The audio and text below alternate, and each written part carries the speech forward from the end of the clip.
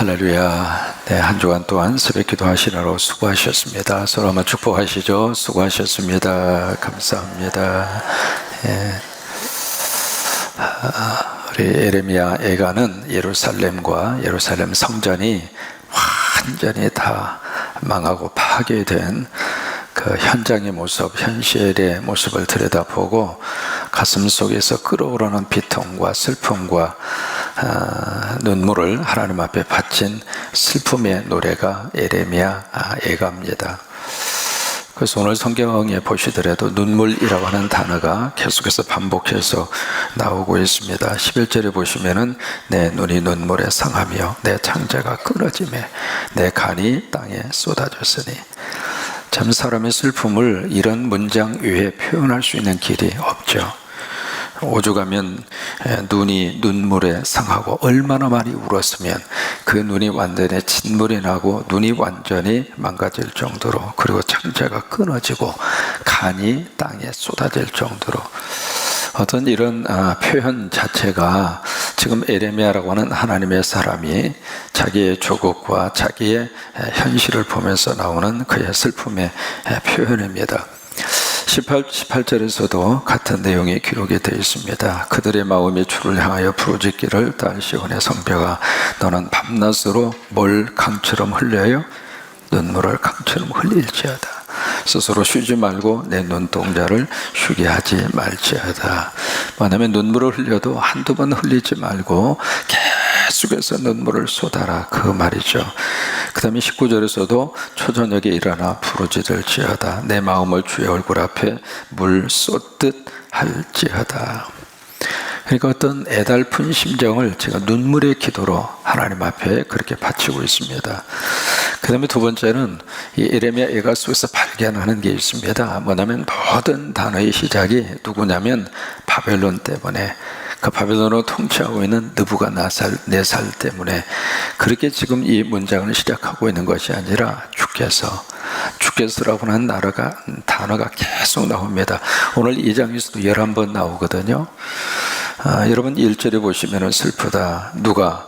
주께서 어찌 그리 진노하사.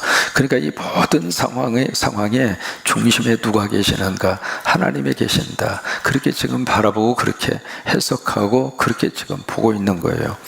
2절에서도 주께서, 그 다음에 5절에서도 주께서, 6절에서도 주께서, 여호와께서, 7절에서도 여호와께서, 8절에서도 여호와께서, 17절에서도 여호와께서, 21절에서도 중간에 주께서, 마지막 22절에서도 누가?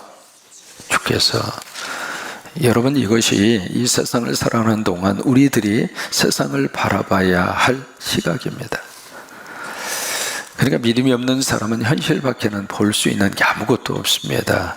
내 눈에 지금 보이는 현실, 아니면 현장, 아니면 사건, 그거 외에는 더 이상 볼 수가 없잖아요. 그런데 믿음의 사람은 현실과 사건과 역사 속에서 누굴 보는가? 하나님을 보는 거예요. 그러니까 이렇게 될 수밖에 없는 주변의 환경과 여건, 그거보다도 그렇게 될 수밖에 없도록 우리가 잘못한 죄를 보고 있고, 또 하나 그 죄 때문에 하나님이 당신의 자녀들을 사랑해서 하나님이 매를 들고 하나님이 심판하고 징계하시는구나. 그러니까 그 사건을 하나님과 관계 속에서 해석하고 있다, 이 말이에요. 여러분, 그래야 일이 풀립니다. 만약에 인간관계 속에서의 사건으로만 계속 이렇게 들여다보잖아요. 안 풀립니다. 왜요? 이거 풀리면 또 다른 문제 또 나오죠. 그거 풀어주면 또 다른 문제 또 나오죠. 이게요, 끝이 없습니다. 그래서 지금 예레미야 애가 속에서 그래서 계속해서 나오는 단어가 주께서. 그러니까 이 모든 사건의 중심의 주인공은 사람이 아니고 하나님이 하셨다고 말이에요. 그래서 그 사건을 지금 식으로 말하면 예수 그리스도의 시각으로 그 사건을 보는 거예요. 그렇게 딱 보면은 나오는 고백이 있습니다. 모든 것이 합력하여 뭘 만들어줘요. 그 믿음이 있으니까 그걸 붙잡고 기도하고, 그 믿음이 있으니까 그 문제 속에서 내가 파묻히지 않고 거기서 문제를 끌어안고 하나님 앞에 간구하는 것이고, 왜요? 그러다 보면 내가 믿는 예수 그리스도는 커지고 문제는 작아지니까. 그래서 그 문제를 내가 핸들링 할 수 있다, 이 말이에요. 여러분, 이 예레미야의 이 통곡에 애절한 이 노래, 이 노래들이 우리나라에도 있습니다. 연세 드신 분들은 잘 아시는 트로트 곡의 곡이 있잖아요. 1950년 후반에 6.25 사변 이후에 나온 노래가 있죠. 단장의 미아리 고개. 그 노래는 반야월 씨라고 하는 분이 작사를 했습니다만은 본인의 어떤 슬픈, 애절은 가슴 찢어지는 슬픔의 그 사건 때문에, 일 때문에 그 곡을 작사하게 됐잖아요. 그분이 이제 6.25 사변 때 피난 갔다가 집에 돌아와 보니까 서울 전체가 잿더미로 변해버렸고, 거기에 5살 먹은 딸이 잿더미 속에서 죽은 거예요. 그 딸 아이를 옷을 입은 채로 그냥 땅에다가 묻고, 그 딸을 평생 잊지를 못하고, 그래서 애비된 심정으로 그 딸을 생각하고 쓴 작사한 곡이 그 단장의 미아리 곡이잖아요. 또 하나, 미아리라고 하는 그 지역 자체가 그 당시만 하더라도 6.25 사변 때 북쪽으로 넘어갈 수 있는 외곽도로, 유일한 외곽도로잖아요. 그래서 거기서 이제 인민군이 들어와서 서울을 수복을 하고, 그리고 나서 이제 후퇴를 하잖아요. 국군이 이제 다시 서울을 탈환을 했으니까, 그때에 사람들을 완전히 이제 그 납북자들이죠. 완전히 이쪽에서 쓸만한 사람들을 굴비 엮듯이 엮어가지고 그렇게 해서 이제 끌고 가는데, 그 마지막, 그러니까 그 남편이 붙들려서 막 끌려가면 부인들이 막 쫓아가잖아요. 쫓아가는데 마지막 거기서 더 이상 갈 수 없는 배웅하고 거기서 헤어져야 하는 곳이 미아리 고개였잖아요. 더 이상 갈 수 있는 길이 없었으니까. 거기서 그냥 막 상상이 안 가잖아요. 땅을 치고 통곡하면서 거기서 막 얼마나 많이 그 남편의 이름을 부르고 아빠의 이름을 부르고 그랬겠습니까? 그래서 그게 단장의 미아리 고개라고 하는 말이 거기서 나온 거잖아요. 거기 여러분 가사 기억하시나요? 미아리 눈물 고개, 이미 떠난 이별 고개. 화양연기 앞을 가려 눈 못 뜨고, 철사줄로 두 손이 꽁꽁 묶이고 다리를 절면서 뒤돌아보고 또 뒤돌아보고 또 뒤돌아보고, 그리고 북으로 끌려가야 했고, 또 하나 끌려가는 남편을 보면서 거기서 막 팔을 동동 구르면서 그러면서 이제 그 남편을 기다리는 그 모습이 10년이 가고 100년이 가도 사람만 돌아오소. 여러분, 이게 한국 민족의 애가입니다. 그 애가의 노래가 그 속에 그대로 담겨져서 나온 그런 노래잖아요. 근데 그 단장이라고 하는 말이 우리가 기억하고 있는 대로 창자가 끊어지는 거, 그걸 단장이라고 그러잖아요. 그러니까 단장이라는 말이 나온 게 역사적으로 그 중국의 동진이라고 하는 거기에 환공, 동진이라고 하는 그 나라의 황공이라고 하는 사람이 이쪽에 총나라라고 하는 나라를 이게 증벌하러 이렇게 가다가, 거기 이제 중국의 양자강이라고 하는 큰 강이 흐르고 있잖아요. 거기 양자강의 삼현이라고 하는 장소에서 이렇게 보니까 원숭이가 엄마하고 새끼하고 이렇게 있는데, 그 황공이라고 하는 사람이 새끼 원숭이를 뺏은 거예요. 그래서 이제 배를 타고 양자강을 따라서 쭉 이렇게 가는데, 그 어미 원숭이가 자기 새끼를 보면서 막 뛰어오는 거예요. 뛰어오는데 그 거리가 40km, 100리를 이 엄마 원숭이가 자기 새끼를 보면서, 배 안에 타고 있는 새끼를 보면서 막 뛰어오는 거예요. 뛰어오다가 그 배가 이쪽에 어느 한 목적지에 따라서 도착하니까 이 엄마 원숭이가 배로 쏙 하고 들어오는 거예요. 들어와서 새끼를 끌어안더니 그 자리에서 푹 하고 쓰러져 죽은 거예요. 그래서 이 황공이 그 원숭이 배를 갈라보니까 창자가 마디마디 다 끊어져 있었다고 하는 거예요. 그래서 거기서는 나온 말이 단장이라고 하는 말이잖아요. 창자가 마디마디 다 끊어질 정도로. 지금 예레미야의 애가의 이 슬픈 노래가 바로 그런 노래입니다. 지금도 여러분 예루살렘이라고 하는 장소는요, 역사적으로 종교적으로 굉장히 중요한 의미를 가지고 있는 그런 도시잖아요. 도시인데 복잡하기가 이를 데 없습니다.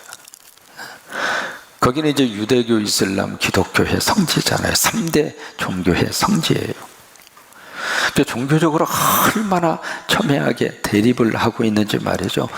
예루살렘이라고 하는 그 자체가 평화의 그리고 거룩한 장소로 다 기록을 하고 있는데 현실은 늘 거기에 싸움이 일어나고 있고 전쟁이 일어나고 있고, 그게 바로 예루살렘이라고 하는 현장이잖아요. 지금도 거기 가면 통곡의 벽 많이 들어보셨잖아요. 솔로몬 성전에 세워진 거기에 바벨론에서 포로에서 다시 고향으로 돌아온 그들이 수룹바벨을 중심으로 성전을 다시 세워요. 그러다가 나중에 헤롯이라고 하는 사람이 중축을 합니다. 그렇게 해서 이제 그 예루살렘 성전을 중축을 하는데 로마 군인들이 와서 그걸 다 전부 다 성전 전체를 다 허물어 버렸잖아요. 그리고 서쪽에 있는 벽만 조금 이렇게 남아 있습니다. 그 벽에 와서 청도 유대인들이 거기 가서 막 통곡하면서 거기 이제 성벽 앞에 이마를 대고 거기다가 막 울면서 통곡하면서 기도를 해요. 그래서 이제 나온 것이 통곡의 벽이잖아요. 그런데 통곡의 벽 바로 너머에 뭐가 있냐면 알-악삭사라고 하는 바로 이제 이슬람의 성지죠. 모하메드라고 하는 사람이 거기서 성천했다 라고 하는 바위가 하나 있습니다. 그 바위를 전통적으로 이슬람에서는 바로 아브라함이 누구를 제물로 바쳤던 곳이라고 해석할까요? 이삭일까요? 에서일까요? 우리는 이삭인데 이슬람에서는 에서입니다. 그렇게 달라요. 에서를 바치려고 했던 곳이다. 그 바위 하나에다가 거기다 이제 이렇게 그 건물을 지어놨거든요. 우리는 그것을 황금동이라고 합니다. 그 황금동 바로 거기가 바로 통곡의 바로 너머에 있습니다. 그러니까 이게 긴장 관계라고 하는 것은 어떻게 해볼 수 없을 정도로, 그러니까 거기 유대인들은 통곡의 벽에 와서 왜 우는가? 성전 세월 날을 다시 이곳에 성전을 세울 수 있도록 그렇게 통곡하고 우는 거예요.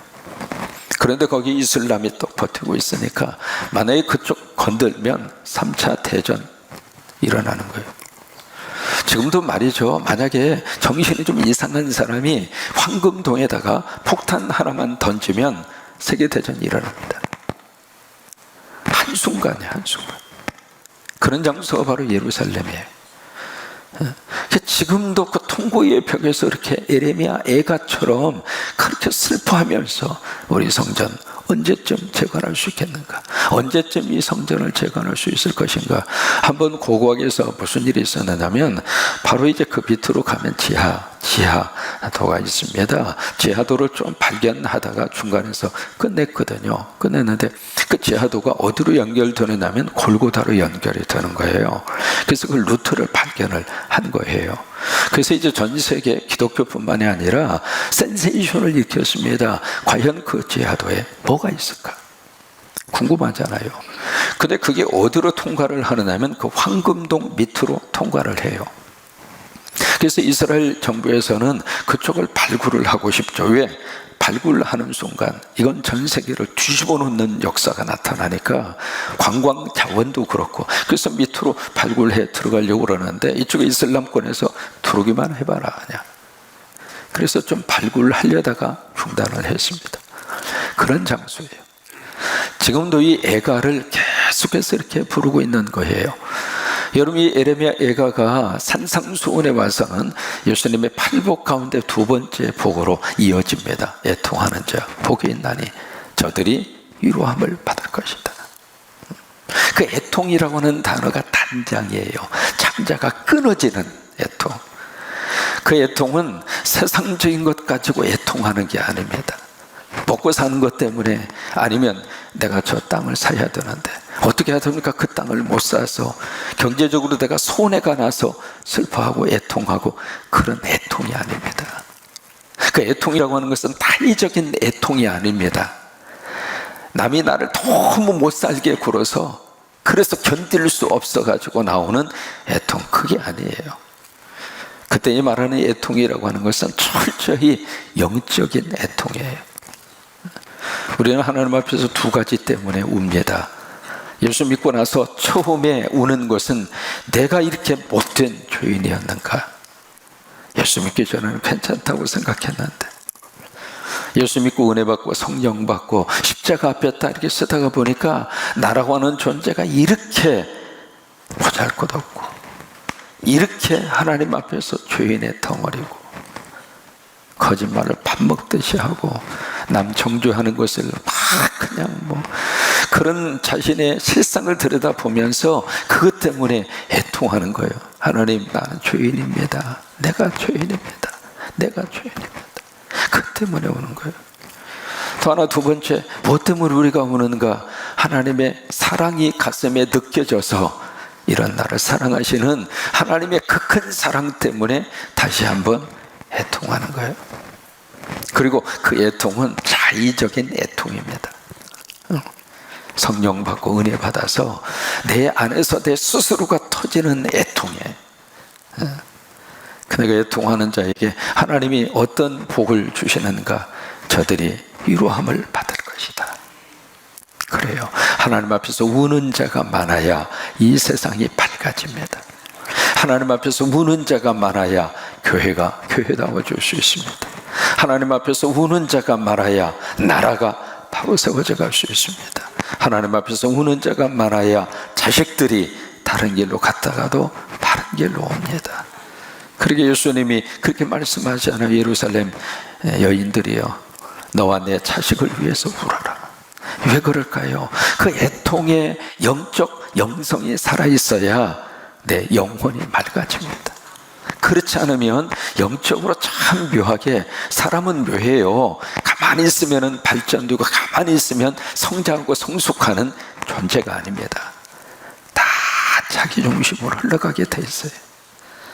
그러게 하나님 앞에서 애통하고 또 애통하고 애통하고, 그 애통의 눈물을 통해서 내 더러움을 다 씻어야 돼요. 여러분, 이 한 해를 사는 동안 이 애가의 아름다운 역사와 능력이 임할 수 있게 되기를 주의 이름으로 축원합니다. 한 주간 수고하셨습니다. 새해 어떤 축복의 말씀을 가지고 본문으로 해서 새해를 시작하고 싶은데, 그거보다는 에레미야, 바로 이어서 에레미야 애가, 그래요, 지금이 오는 시대인가 우리에게 깊은 암시를 하시는 말씀을 가지고 함께 한 주간 새벽의 영성의 자리를 지켰습니다. 오늘 저녁에도 새해 들어서 첫 번 금요 성령 집회, 하나님의 은혜가, 성령의 역사가 임하게 되기를 원합니다.